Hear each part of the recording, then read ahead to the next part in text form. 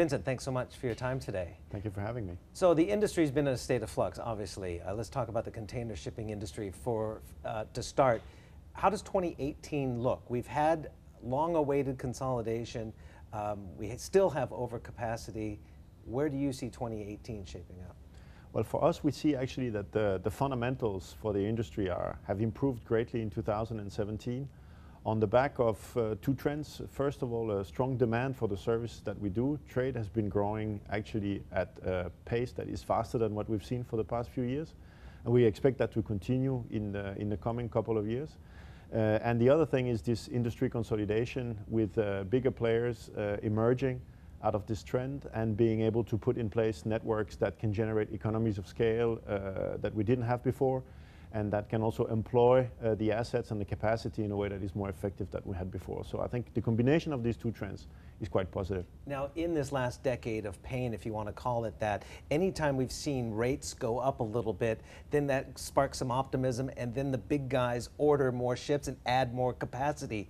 Is that going to happen this time? And the recovery, as you've just talked about, is short-lived. Well, we'll have to see if this time is different or not. I think that the fundamentals with respect to the consolidation make the game maybe a little bit different from what we've seen in the past. We've made clear at least that our intentions are not to order ship in the immediate future. We think that there is enough capacity to cover the needs of our customers. But of course, everybody has to make the decisions that they can. Even though your main competitors, including like CMA, they have made recent big purchases, that doesn't make you change your strategy? No, actually, the order book as it is right now is the lowest that it's been in a decade, even including the last few orders.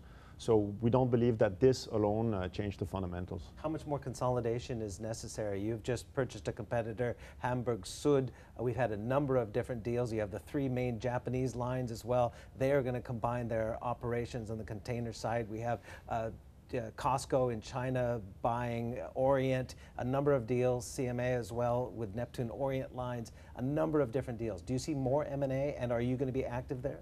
Well, actually, you know, many of these M&As that have been announced have yet to complete. We are here in day 2 of the integration of Hamburg Süd into the A.P. Moller Maersk Group. So this is still very much in the making and consumes all our energy at Maersk right now. The merger of the 3 Japanese carriers has yet to come. The merger of Costco and OOCL is also not yet fully finalized. So whether there's going to be more activities than this is really hard to say. I think for us at Maersk, all the focus right now is really on making the current integration a success, because it's of course quite fundamental for the viability of the deal. Now, with this consolidation, will the industry have the fortitude to have capacity restrictions to implement them? Well, time will tell. I think each of the players need to make the decisions that are right for his strategy. I think we have made quite public our intentions to become a global integrator of container logistics, to simplify and connect our customers' supply chain. And we want to work a lot more on offering a wider array of products and on developing outside just the simple ocean products. That's really where our focus is right now, this and the integration of Hamburg Süd. Other players will have to make the decisions that they have to around their strategy, and whether this changes the face of the industry or not, you know, time will tell. How do you see contract rates in 2018? I know negotiations and talks with customers are going on right now. Seen a little bit of pickup in strength in transatlantic with Europe. How about Trans-Pacific? Well, Trans-Pacific is actually going to be negotiated later. Most of the contracts on the Trans-Pacific start actually on the 1st of May. So there it's still too early to tell. On the rest of the contracts, the part that is more on a calendar year, we're seeing some increases in what has been negotiated so far. It's still early days, but we're seeing some increases. I think with the rise in the oil price that we have seen here during the second part of the year, it is important for us that this gets reflected into the new contract rates going forward. Mm-hmm. Is there a correlation with the spot rates as well, which have been low, right? Well, I think there is some level of correlation, but there is also, I think, some fundamentals. It is a very different segment of the market that contracts on the long term. Their needs are quite different. What they expect from their vendors is quite different. So whereas there is some correlation, I think there are also a lot of differences. And what we're seeing here is that the fundamentals are playing so far in a good way. What's going to really be driving the recovery, if indeed this is a recovery? Is it the pickup in global trade that we're starting to see, or is it that consolidation? It's really hard to be able to separate really the hot and the cold water in this. I think the two of them play at the same time right now and have quite a positive effect. They have to go in lockstep. You have to have consolidation. I don't know that they have to go in lockstep, but I mean, right now they are. And this is having, I think, a positive impact also for our customers, because it creates a lot more stability in the service that we provide. What does Hamburg Süd give you? I know Maersk, very good east-west, is from what I understand. Hamburg Süd, good north-south. Is that a very simplistic way to look at it? It's a very simplistic way, but actually quite accurate way to look at it. We are gaining a significant position in Latin America and in Oceania, where we are really able to reinforce our offering, and we will be able alone to offer an array of products that is actually unmatched in the industry. So it's really good news for customers. How does the trouble in the shipbuilding industry affect your plans for new ships or customers that you're going to buy from? Of course, we had Hanjin, the bankruptcy, but now we have Samsung Heavy today announcing another share sale, as well as profit warnings going forward. So the shares got absolutely pummeled. Is there a concern that South Korea is really losing its leadership role in shipbuilding? Well, for us, I think it's of course always concerning when some of your key vendors are having a hard time.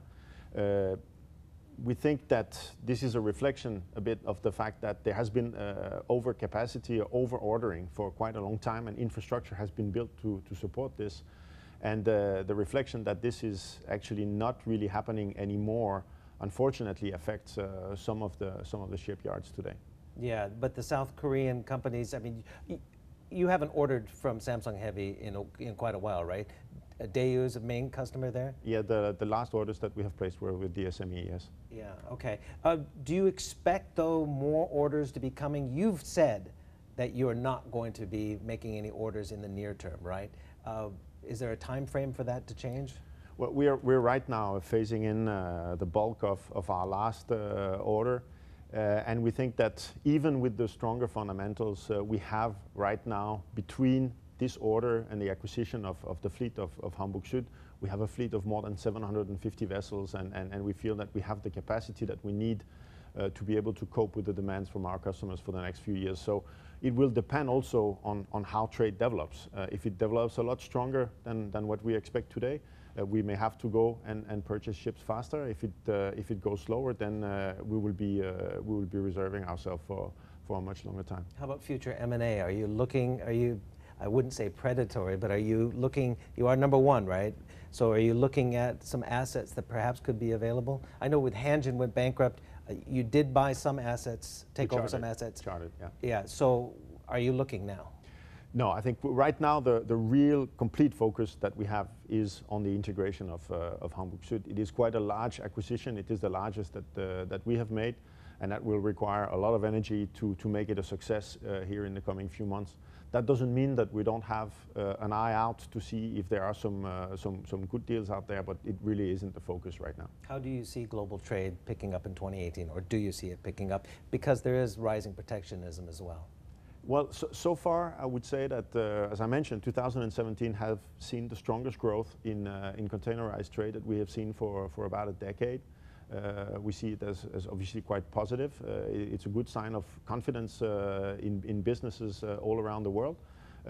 We expect the recovery that we see in the emerging markets on the back of higher oil price to continue in the years to come. And therefore, global trade should be growing again after a few years of subdued growth. So a year from now, could you see contract rates and even spot rates higher than they are today? Well, I hope so. You hope so, but will they be? Well, we'll have to see. We'll have to see. You know, the one constant in trade is that it's never linear. So you can have models and expectations. Reality sometimes pans out that way, and other times doesn't. So I think we have to stay cautious and prudent and keep on doing the best that we can for our customers. Will the overcapacity issues be dwindling? I think that's pretty much a given, because the size of the order book for the next couple of years is a given, and unless you see really a large microeconomic shock, then you will see a lot of that overcapacity be absorbed with the growth that we will see in the trade for the next couple of years. Do you expect more pain, though, with the likes of Samsung and Hanjin in the shipping industry in the coming years? It's really hard to say. It's really hard to say. I think that right now the fundamentals are good. Whether this means that the industry will actually learn from some of the pains that it has gone through and will be more disciplined and more rational, we will really have to see in the near future. I think for us, our strategy is really simple. It's focus on the customer and do the right thing for them. And as long as we do that, then I think that we will continue to be leaders in this industry.